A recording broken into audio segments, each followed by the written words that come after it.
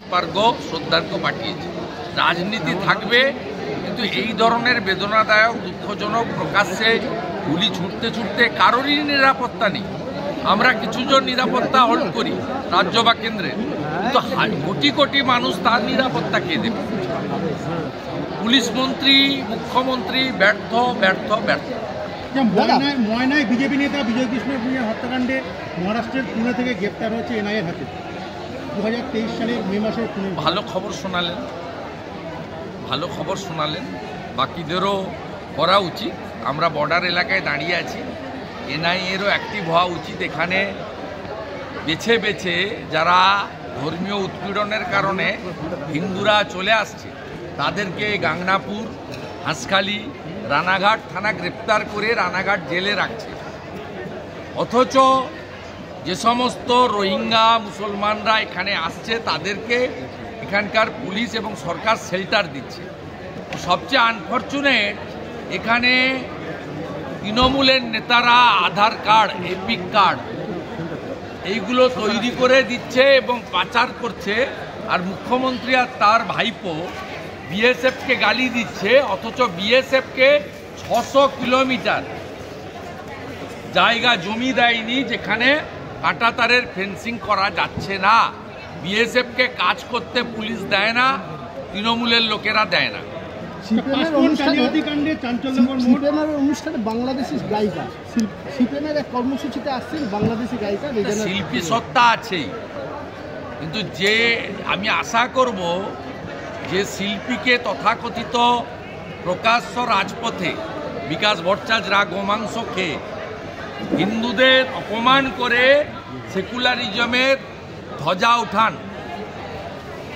ওই শিল্পীর মুখ থেকে ভারতবর্ষের পতাকা যারা মাড়িয়েছিল শিক্ষা প্রতিষ্ঠানে, আগে বন্দে মাতরম বলাবেন, জাতীয় পতাকা বাংলাদেশের যে অর্বাচীনরা, মৌলবাদীরা, জঙ্গিরা, উগ্রপন্থীরা ভারতবর্ষের পতাকা, জাতীয় পতাকা মাড়িয়েছিল, তার জন্য ক্ষমা চাইবেন, তারপরে ভালো করে গান করুন।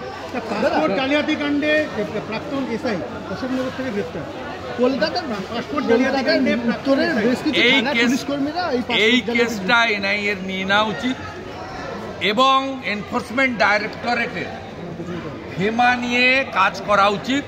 পুরো বর্ডার এলাকাতে তৃণমূলের লোকেরা আধার, এপিক, পাসপোর্ট সব 2 নম্বরিতে যুক্ত। জগন্নাথ দা এ ব্যাপারে আরো experience, local MP, local MLA. Aparajita bill, anti-rape bill which was passed in state assembly did not say.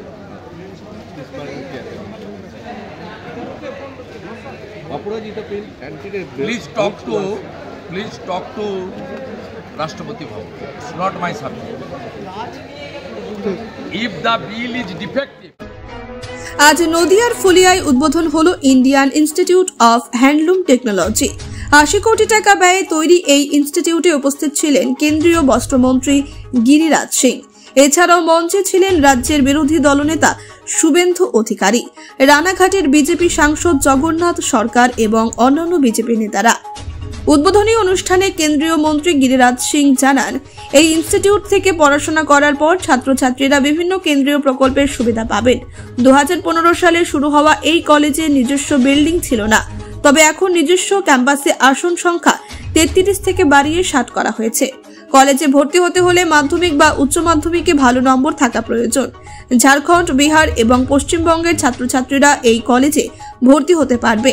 বিরোধী দলনেতা শুভেন্দু অধিকারী রাজ্য সরকারের বস্ত্র শিল্পের অবস্থা নিয়ে কঠোর মন্তব্য করেন।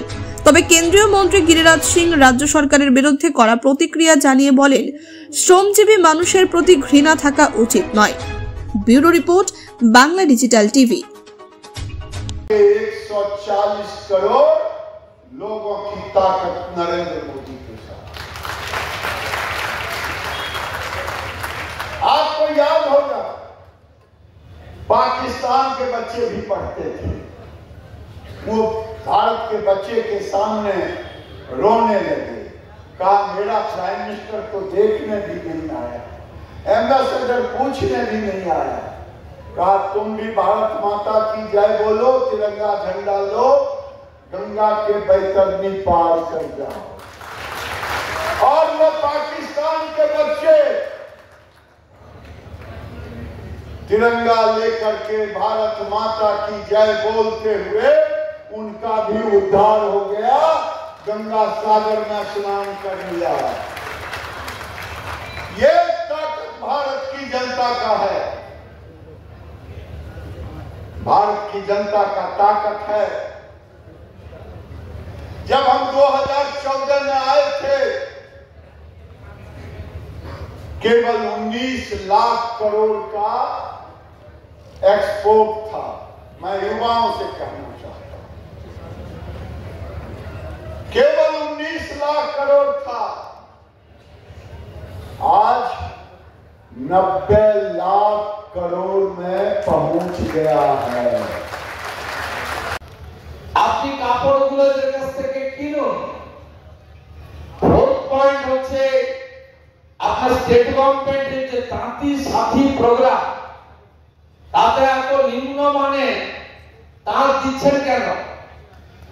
ওগুলো নিয়ে আবার যারা দিচ্ছে তাদের কাছেই 3-4 হাজার টাকায় বিক্রি করে দিয়ে তাঁতি চলে যাচ্ছে শূন্য মুখে। এত লো কোয়ালিটি। শুধু শান্তিপুর ফুলিয়া নয়, বনগা থেকে, বসিরহাট থেকে, ইস্ট পার্বনের বিরাট একটা এলাকা, পূর্বস্থলী, কালনা, এই পুরো তাঁতি বেল্ট অ্যাপ্রক্স 20 লাখ উইভার্স। এটা রুজির প্রশ্ন।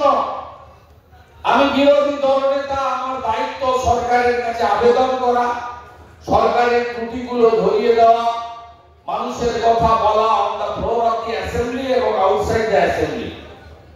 আমি একটা সুন্দর পোডিয়াম পেয়েছি যেখানে কনস্ট্রাকটিভ আমি প্রপোজাল, সমস্যা তুলে ধরবো স্টেট গভর্নমেন্টকে এবং অ্যাজ ওয়েল অ্যাজ সেন্ট্রাল গভর্নমেন্টকে। আমি প্রপারলি এই পোডিয়ামকে, এই মঞ্চকে ব্যবহার করতে চাই। আমি স্টেট গভর্নমেন্টকে বলবো, আপনার তাঁতি সাথী প্রকল্পে আপনি একদম কোয়ালিটি মেটেরিয়াল ডিস্ট্রিবিউট করুন, নইলে প্রকল্পটা বন্ধ করে দেন। হাততালি পাওয়ার জন্য প্রকল্প রাখবেন না। বড় বাজারে কয়েকজন মহাজন যা খুশি দামে র মেটেরিয়াল নেবে, এটাও ভাবতে হবে। আমাদের তাঁতিরা খুব কষ্টে আছে। এই বিষয়গুলো আমি আপনাদের কাছে তুলে ধরলাম। আমি অনারেবল মিনিস্টারের কাছে সেন্ট্রাল গভর্নমেন্টের জন্য 2-1টা প্রপোজাল দেব। প্লিজ কনসিডার ইট এবং resolve it as early as possible. 1 number হচ্ছে, আপনারা তন্তুজকে দিয়ে সমবায়ের কাছ থেকে কাপড় কিনছেন না, মহাজনের কাছ থেকে কাপড় কিনছেন। আমার তাঁত সমবায়গুলো শেষ হয়ে যাচ্ছে। তন্তুশ্রী বন্ধ হয়েছে, মঞ্জুসা বন্ধের পথে। সেকেন্ড হচ্ছে, চাকরি বাকরি নেই। ম্যাক্সিমাম লোক पार्टीशन, देश भागेर जो विभीषिका, जब पार्टीशन हुआ था तब कम से कम 2 करोड़ 2.5 करोड़ लोग आदमी हिंदू होने का नाते उस बार पाकिस्तान छोड़ के इस हमारी बंगाल में आने पड़ा, अपने जान को और धर्म को रक्षा करने के लिए। यहाँ का इतना बुरा हालत है, এখানে কাজ করছে, ঘরে একটা তাঁতি, 2টো তাঁতির মেশিন দিয়ে করছে, হাতে টানা মেশিন। অনারেবল চিফ মিনিস্টার, আপনি এত দান খয়রাতি করছেন, আপনি তাঁতিদের কেন ইলেকট্রিকের বিল কমার্শিয়ালি নিচ্ছেন? বাড়িতে একটা 2টো তাঁত আছে। স্টেট গভর্নমেন্টকে রিকোয়েস্ট করছি, I would like to request to the state government, Honorable Chief Minister, please consider it. Why are you taking this type of amount? আপনি এত টাকা নিচ্ছেন কেন কমার্শিয়াল ইলেকট্রিক বিল? চাকরি তো দিতে পারছেন না। 55 লক্ষ লোক তো বাংলা ছেড়ে বাইরের রাজ্যে চলে গেছে, 2 কোটি বেকার। আপনি দয়া করে ডোমেস্টিক বিল নিন।